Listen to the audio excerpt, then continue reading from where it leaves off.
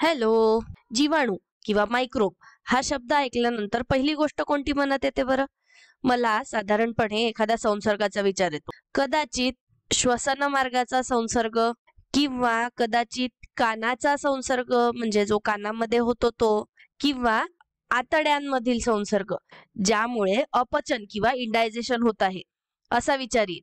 मग तुम्ही विचार करत असाल की आपण या घाणेरड्या वाईट सूक्ष्मजीवांपासून हात धुवून मुक्त होऊ शकतो. म्हणजेच आपण या सूक्ष्मजीवांना साधारणतः खूप वाईट मानतो, पण प्रत्यक्षात असे काही सूक्ष्मजीव आहेत जे चांगले देखील आहेत. काही सूक्ष्मजीव पचनासारख्या शारीरिक कार्यांसाठी अत्यावश्यक असतात आणि या चांगल्या सूक्ष्मजीवांबद्दल आपण आज चर्चा करणार आहोत.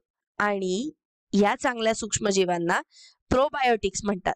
तर प्रोबायोटिक्स काय असतात? जीवाणू जे आरोग्यासाठी चांगले असतात.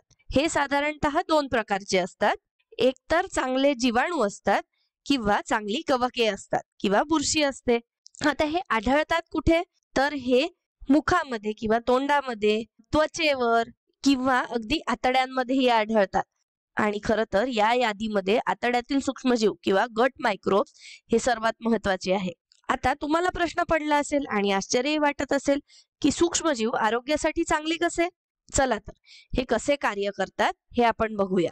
तर हे चांगले सूक्ष्मजीव हानिकारक सूक्ष्मजीवांशी स्पर्धा करतात आणि त्यांच्यावर प्रभावी ठरतात, म्हणजेच त्यांना ओव्हरपॉवर करतात.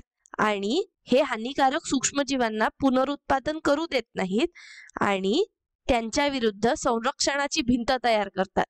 अशा प्रकारे हे चांगले सूक्ष्मजीव वाईट जीवाणूंना मारून टाकतात आणि ते चांगल्या जीवाणूंची संख्या वाढवतात. तर आणखी एक ठिकाण जिथे प्रोबायोटिक्स खूप महत्वाचे आहे ते म्हणजे तुम्ही प्रतिजैविके घेता. बरोबर? समजा तुम्हाला एखादा संसर्ग झाला आणि डॉक्टरांनी तुम्हाला हे प्रतिजैविके घ्यायला सांगितले, तर कल्पना करा की हा माणूस एक प्रतिजैविक आहे. प्रतिजैविक काय करतात? तर ते वाईट जीवाणूंशी लढतात. बरोबर?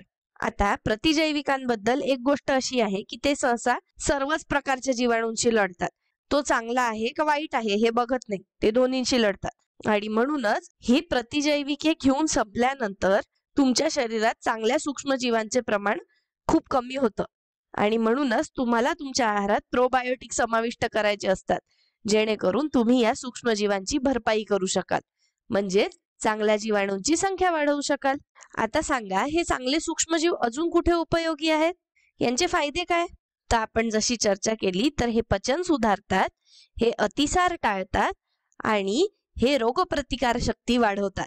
आता तुम्हाला प्रश्न पडला असेल की एवढं सगळं करणारे हे प्रोबायोटिक्स कशात आढळतात? कारण आपण यांचं सेवन केलं पाहिजे. बरोबर? तर प्रोबायोटिक्स असलेला पहिला पदार्थ म्हणजे दही. यामध्ये 3 प्रकारचे जीवाणू आढळतात. पहिला म्हणजे लॅक्टोबॅसिलस बल्गारिकस, दुसरा म्हणजे लॅक्टोबॅसिलस ऍसिडोफिलिस आणि तिसरा म्हणजे स्ट्रेप्टोकॉकस थर्मोफिलिस. हे आपल्या आतड्यांच्या आरोग्यासाठी चांगले असतात. याचप्रमाणे योगर्ट मध्ये देखील चांगले जीवाणू आढळतात आणि ते याचपैकी 2 आहेत. ते म्हणजे लॅक्टोबॅसिलस बल्गारिकस आणि स्ट्रेप्टोकॉकस थर्मोफिलिस. तिसरा म्हणजे चीज मध्ये देखील प्रोबायोटिक घटक असतात आणि यामध्ये आढळतात ते म्हणजे लॅक्टोबॅसिलस लॅक्टिस आणि लॅक्टोबॅसिलस केसी. आता गंमत म्हणजे ढोकळ्यामध्ये देखील प्रोबायोटिक्स असतात. यामध्ये लॅक्टोबॅसिलस गट असतो. आणि सगळ्यात शेवटी म्हणजे यीस्ट किंवा किण्व. सगळ्या यीस्ट मध्ये प्रोबायोटिक नसतात, पण काही यीस्ट मध्ये असतात. त्यांच्यापैकीच एक म्हणजे सॉक्रोमायसिस बोलार्डी. आणि ही एक प्रकारची यीस्ट आहे जी काही ब्रेड बनवण्यासाठी वापरली जाते. याचमुळे ती ब्रेड फुगीर आणि हवेशीर होते. बरोबर आहे? आणि हे प्रोबायोटिक असू शकतं काय? आता मला सांगा, जर आपल्याला अन्नामधून पुरेसा प्रोबायोटिकचा पुरवठा नसेल तर काय होईल? तर आपण पूरक किंवा सप्लिमेंट्स घेतो. कदाचित तुम्ही तुमच्या किराणा दुकानांमध्ये हे बघितलं असेल. ही एक प्रकारची किण्वण केलेल्या दुधाची बाटली आहे, ज्यात वेगवेगळ्या जीवाणूंचे अनेक बीजाणू आहेत आणि ते तुमच्या आतड्यांसाठी खरंच उपयोगी आहेत. आता कधी कधी डॉक्टर गोळ्या किंवा टॅबलेट सुद्धा लिहून देतात. तर सहसा जेव्हा तुम्ही प्रतिजैविक घेता तेव्हा ते आतड्यांमधील सगळ्यात चांगले आणि वाईट जीवाणू स्वच्छ करतात, जसं आपण नुकतंच बघितलं. आणि म्हणूनच त्यांच्यासोबत तुम्हाला काही प्रोबायोटिक गोळ्या घ्याव्या लागतात. आता एक नेहमी लक्षात ठेवा काय, स्वतः औषधोपचार कधीही करू नका. डॉक्टरांनी जे लिहून दिलेलं आहे तेवढंच घ्या. या व्हिडिओसाठी इतकंच. धन्यवाद.